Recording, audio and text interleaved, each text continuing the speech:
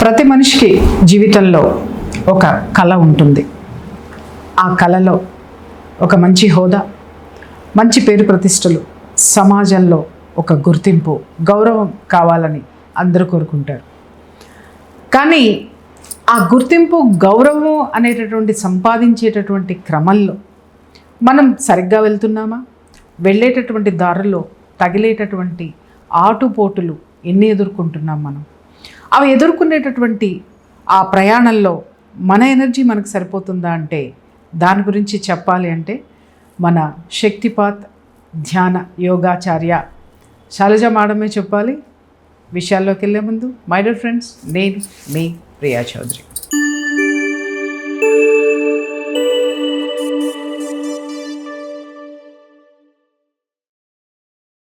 Madam నమస్తే. నమస్కారం.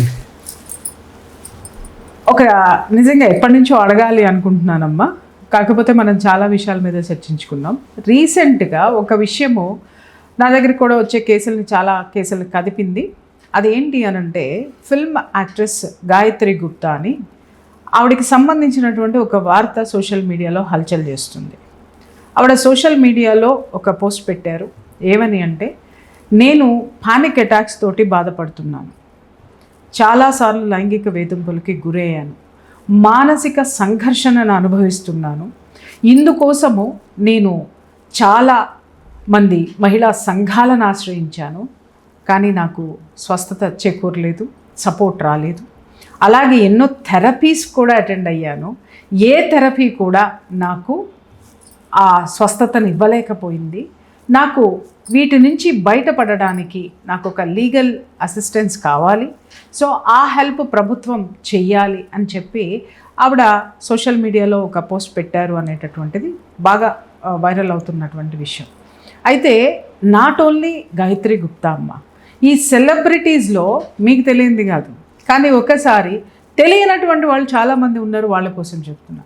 ఈ యొక్క మనం వెళ్ళేటటువంటి ఈ మార్గంలో ముఖ్యంగా మహిళలు ఎదుర్కొనేటటువంటి వేధింపుల గురించి ఒక మహిళలుగా మనము చాలా బాగా చెప్పగలం, అనర్గళంగా మాట్లాడగలం దాని మీద.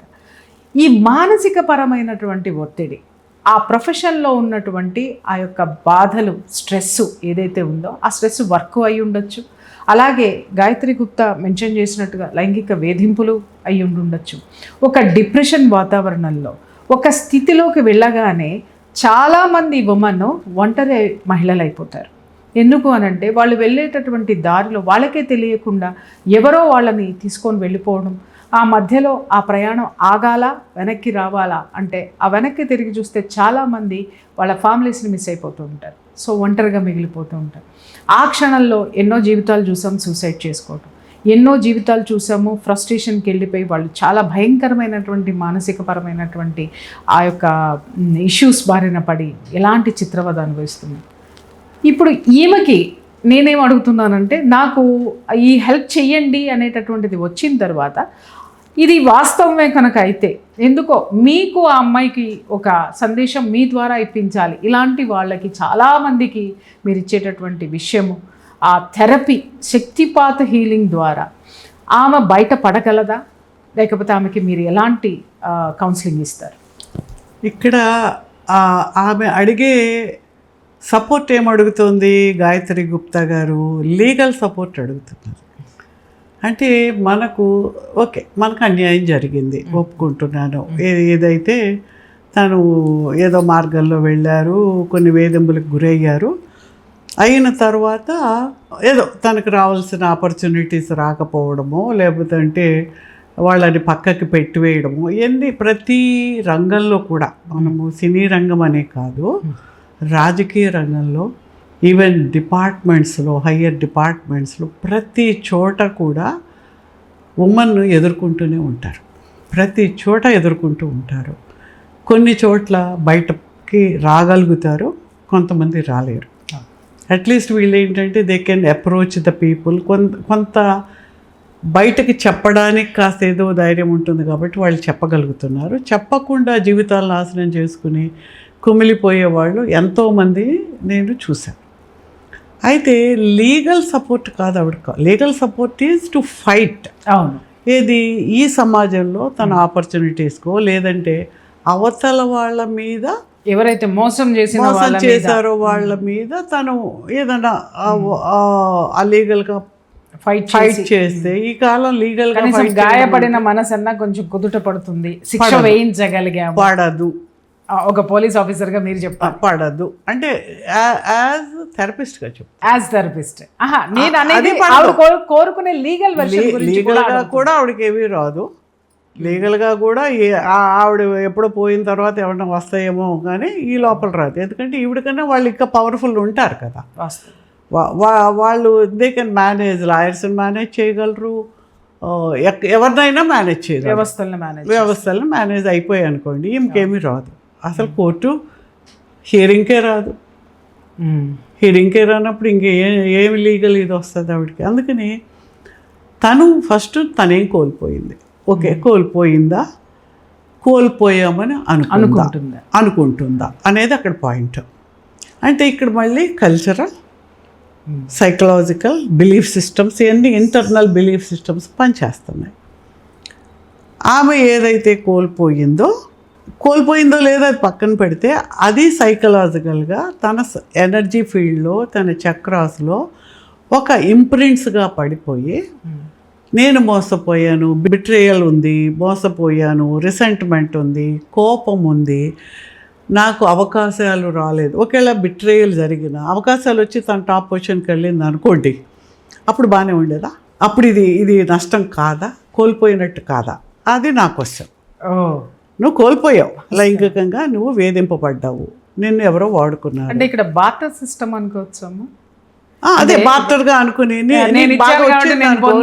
ఉండేదానివా, నువ్వు హ్యాపీగా ఉండేదానివా? అప్పుడు కూడా ఉండవు. అంటే ఇప్పుడు నీకేదో కొంత ఉండొచ్చు, అక్కడ కూడా కొన్ని బిట్రేయల్స్ ఉంటాయి. అవకాశం ఉండొచ్చు, రాకపోవచ్చు, నువ్వు పైకి రావచ్చు. అందుకని అది వేరు, ఇది వేరు. నీవు సైకలాజికల్గా నీ యొక్క బిలీఫ్ సిస్టంలోంచి, నీ యొక్క మనస్సులోంచి, ఆత్మలోంచి, నీ భావనల్లోంచి, ఎమోషనల్ ట్రామాలోంచి నువ్వు ముందు బయటకు రావాలి.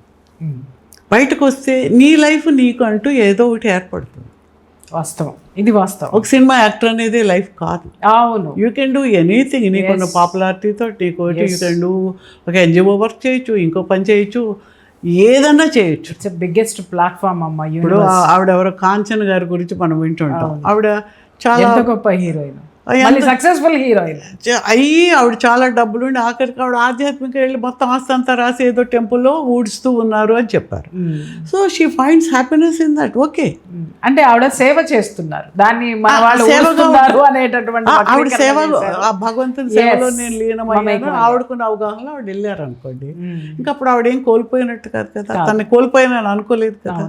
ఫస్ట్ నిన్ను నువ్వు కోల్పోయిననే భావనలోంచి బయటకు రా.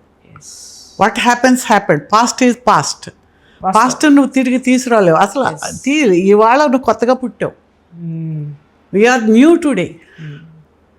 ఇవాళ నువ్వేం చేయగలవు? What is now, the presence of now. పవర్లోకి వచ్చావంటే నువ్వు ప్రపంచాన్ని జయించగలవు. ఇప్పుడు ఈ శక్తిపాత్ హీలింగ్ ద్వారా ఇక్కడ ఒక క్వశ్చన్ వేస్తున్నామ్మా. నేను అందరు చెప్తారు నువ్వు బయటికి రా. ఇప్పుడు ఆవిడ మెన్షన్ చేశారు, నేను చాలా థెరపీస్కి వెళ్ళాను, బట్ అవేవి నన్ను మార్చలేకపోయినవి, నా మీద ప్రభావం చూపించలేదు. నా ఎమోషనల్ ఫీలింగ్స్ ఏవైతే ఉన్నాయో, ట్రామాస్ ఏవైతే ఉన్నాయో, నేను రాలేకపోయాను అనేటటువంటిది నేను సోషల్ మీడియాలో చూడడం జరిగింది. ఈ శక్తి ఇన్ని కదిలించలేదు, శక్తిపాత్ హీలింగ్ కదిలిస్తుందా? అంటే నీ బాడీలో ఇప్పుడు ఫిజికల్ బాడీ ఉందండి, బాడీలో లోపల ఏదో ఒక సిస్ట్ లాగా ఫామ్ అయింది అనుకుందాం. ఫిజికల్ బాడీలో అది తిను కరుగుతుంది, తిను ఏదన్నా చెప్పారు, ఒకళ్ళు చెప్తారు, పైన ఏదో రాయమంటారు, వీటన్నిటిలో కొంత అవ్వచ్చు కాకపోవచ్చు అనుకోండి. అది లోపలే ఉంది. నాకు తగ్గలేదు అనే భావనలో నువ్వు ఉన్నావు. కానీ ఎక్కడో ఏదో ఒక మెథడ్లో, లేదంటే ఒక ఆపరేషన్లోనో, ఒక లేజర్ బీమ్ తోటో చేసినప్పుడు అది కరిగి పోయింది అనుకోండి. ఆ సిస్టంలో అది పోయినట్టే కదా. అలాగే నీవు వెళ్ళిన థెరపీలో ఆ డీపర్ లెవెల్ ఎనర్జీలో ఏర్పడిన, అంటే అది గడ్డగట్టుకుపోతుంది అనమాట. ఆ ట్రామా అనేది, ఆ బాధ అలాగైపోయి అది ఒక సొలిడిఫైడ్ ఎనర్జీ బ్లాక్ లాగా ఉండిపోతుంది. ఈధర్ సోలార్ ప్లెక్సెస్లో కానీ ఎక్కడో చోట. అది ఉండిపోయింది, అది కరిగి తీసేలాగా అంత ఎనర్జీని మనం ఇవ్వగలిగితే, అది ఎప్పుడైతే కరిగి బయటికి వెళ్ళిపోయిందో ఆమె బాడీ, మైండ్ అండ్ స్పిరిట్లోంచి ఆ ఫిజికల్ లెవెల్లో ఏదైనా ఉంటే పెయిన్ ఉంటే ఆ పెయిన్ పోతుంది. పానిక్ అటాక్స్ అన్నారు ఆవిడ.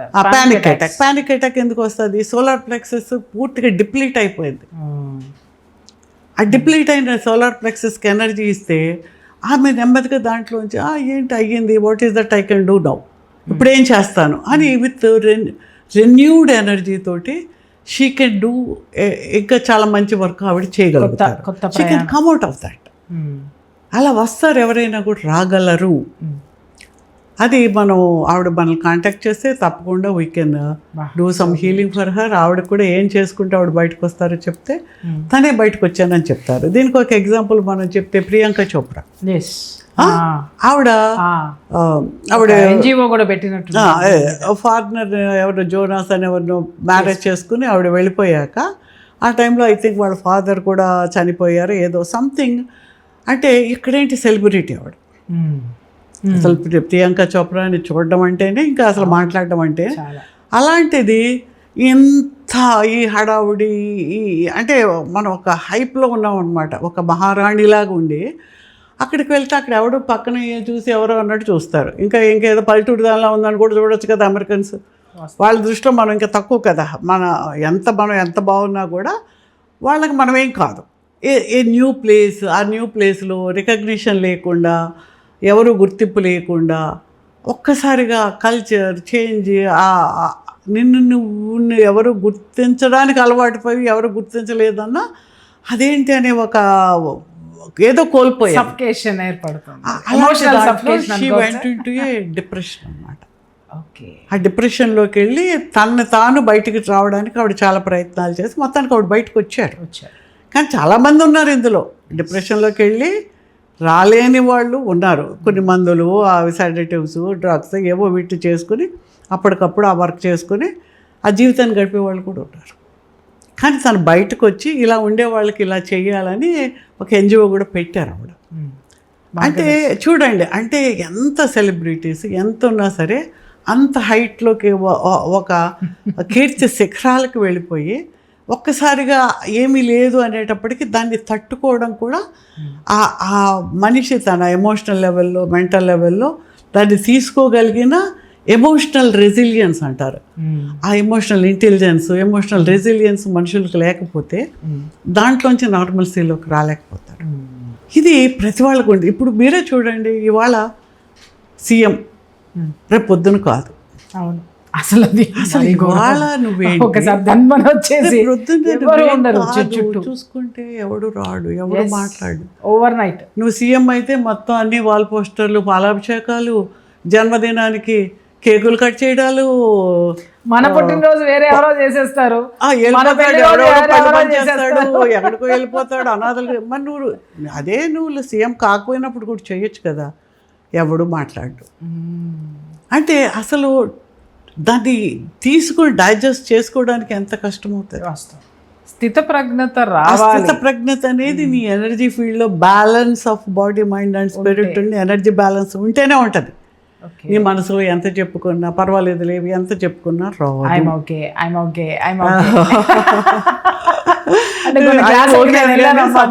మైండ్ నాట్ ఓకే అని చెప్తూ ఉంటుంది. ఇన్నర్ మైండ్ నాకే చెప్పింది. ఆ బ్యాలెన్స్ ఆఫ్ ఇది మనం అందరికి నేర్చుకోవాలని చెప్పేది. అందుకే నువ్వు ఎవరైనా సరే, నువ్వు ఒక చిన్న పిల్లవాడు అయినా సరే, మనమే చూస్తాం ఎంతోమంది జెన్జీ స్టూడెంట్స్ ఎంత డిప్రెషన్స్లోకి వెళ్తున్నారో చూస్తున్నాం మనకు వచ్చిన కేసెస్లో. అలాగే చాలా హయ్యర్ లెవెల్లో ఉండే వాళ్ళకు కూడా వాళ్ళు ఎవరికి చెప్పుకొని కూడా లేరు. ఎంత చెప్తే అది ఎటుపోయి అనేటటువంటి. కానీ అమ్మాయిని నేను నిజంగా మెచ్చుకుంటాను. ఒకవేళ ఆ సోషల్ పోస్ట్ కనుక ఆమె పెట్టి ఉంటున్నట్టయితే బయటికి కనీసము వాళ్ళు దేంట్లో ఉన్నారు అనేటటువంటిది బయటికి చెప్పుకోగలిగితే ఆ ప్రయత్నాలు ఆ దారి దొరుకుతుంది. ఇప్పుడు నేను చూడండి, అది ఎప్పుడైతే నేను చూసానో అది మీతో డిస్కస్ చేయాలని అనిపించింది. ఎందుకంటే because I don't know Gayatri Gupta గారు నాకు తెలియదు. అంటే నేను తలుచుకుంటే నేను ఆవిడ ఫోన్ నెంబర్ పట్టుకోగలను కానీ, బట్ ఆవిడ if she's not willing to talk to me, నేనేం చేయగలుగుతాను అప్పుడు. సో అందుకని అసలు ఇలాంటిది డిస్కస్ చేయడం అనేటటువంటిది చాలామంది సెలబ్రిటీస్ దీంట్లో ఉన్నారు, నాకు తెలిసినటువంటి వాళ్ళు ఉన్నారు. ఇప్పుడు వాళ్ళకి కూడా ఒక మెసేజ్ వెళ్తుంది. అయితే నేను లాస్ట్గా అడుగుతున్నాను, ఆమె కనుక మిమ్మల్ని కన్సల్ట్ చేయాలని నేను కోరుకుంటున్నానమ్మా. ఎందుకనంటే నాకు ఆ పోస్ట్ చదివినప్పుడు, ఆ వార్త చూసినప్పుడు నాకు చాలా బాధ అనిపించింది. ఎందుకంటే బీయింగ్ ఏ ఉమెన్, తను ఫ్యామిలీ సపోర్ట్ అవసరం, ఇప్పుడు సమాజం యొక్క సపోర్ట్ అవసరం, అంటే అన్నిటికీ దూరం అయిపోయి ఆ ఒంటరితనము ఎంత భయంకరంగా ఉంటుంది అనేటటువంటిది మనం ఎన్నో జీవితాలు చూసాం. ఒక్కొక్కసారి మన సందర్భంలో మనం కూడా అనుభవించినటువంటి క్షణాలు ఉన్నాయి. అవి ఆమె బయటికి రావాలి అనేటటువంటి ఒక ఇంటెన్షన్. సో ఆమె కనుక మిమ్మల్ని సంప్రదిస్తే సో మీరు ఆమెకి ట్రీట్మెంట్ ఇచ్చి బాగు చేయాలని నేను మనస్ఫూర్తిగా కోరుకుంటున్నానమ్మా. తప్పకుండా నేను ఇక్కడ వేదికగా, తేజస్వి మీడియా వేదికగా నేను గాయత్రి గుప్తా గారికి చెప్తున్నాను. గాయత్రి గుప్తా గారు, ఒకవేళ ఇది కనుక మీరు ఎవరైనా గాయత్రి గుప్తా గారికి తెలిసిన ఫ్రెండ్స్ ఎవరైనా ఉండొచ్చు, వాళ్ళు దయచేసి ఇది ఆమెకి పంపించండి. నేను ఎందుకు ఇక్కడ కూర్చొని చెప్తున్నాను అనంటే, మేడము క్లాసెస్ చెప్తారు, ఎంతోమందిని బయట వేశారు, సాక్ష్యాలు చాలా ఉన్నాయి. కాబట్టి ఒకసారి ఆవిడకి చెప్పండి, స్క్రీన్ మీద కనిపిస్తున్నటువంటి నంబర్కి కాంటాక్ట్ చేయమని చెప్పండి.